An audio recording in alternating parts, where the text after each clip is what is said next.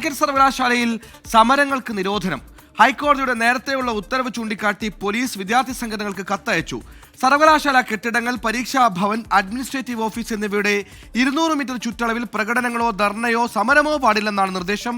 Sameer bin Kareem Malappuram ചേരുന്നു. സമീർ, സമരം ചെയ്യാം, നിശ്ചിത ഇടങ്ങൾ, നിശ്ചിത സ്ഥലങ്ങൾ, അതൊഴിച്ചുള്ള ബാക്കിയിടങ്ങൾ സമരം ചെയ്യാം. ഇത്തരത്തിൽ ഈ തുടരെയുള്ള വിദ്യാർത്ഥി പ്രതിഷേധങ്ങളാണോ പോലീസിനെ കൊണ്ട് ഇങ്ങനെ ഒരു കടുത്ത തീരുമാനത്തിലേക്ക്, കടുത്ത നിർദ്ദേശത്തിലേക്ക് കാര്യങ്ങൾ എത്തിച്ചത്? തീർച്ചയായും സുഹൈൽ, അങ്ങനെ തന്നെയാണ്. കഴിഞ്ഞ കുറച്ച് ദിവസങ്ങളായി കാലിക്കറ്റ് യൂണിവേഴ്സിറ്റി ഒരു സമരത്തിന് വേദിയായി മാറിയിരിക്കുകയാണ്. കാരണം വിദ്യാർത്ഥി സംഘടനകൾക്ക് തന്നെ നിരവധിയായിട്ടുള്ള സമരങ്ങൾ നടത്തി പലതും അക്രമാസക്തമാകുന്ന ഒരു സാഹചര്യം ഉണ്ടായിട്ടുണ്ട്. ഇതിന് പിന്നാലെയാണ് പോലീസ്, ഇപ്പോൾ തേഞ്ഞിപ്പലം പോലീസ് വിദ്യാർത്ഥി സംഘടനകൾക്ക് ഒരു കത്ത് നൽകിയിരിക്കുന്നത്.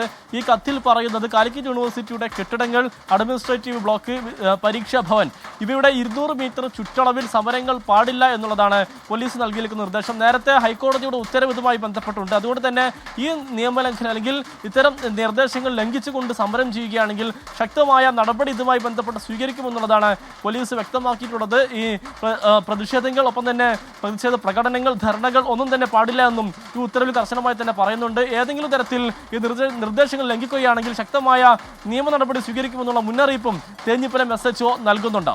സുഹൈൽ, കേരള സർവകലാശാലയിലടക്കം പ്രതിഷേധം ശക്തമാകുന്ന സമയമാണ്. സമീപ സ്ഥലത്തുള്ള ആ ജൂറിസ്ഡിക്ഷനിലുള്ള പോലീസുകാരും സമാനമായ നിർദ്ദേശമിറക്കിയാൽ പല നിയമപ്രശ്നങ്ങളും വരും.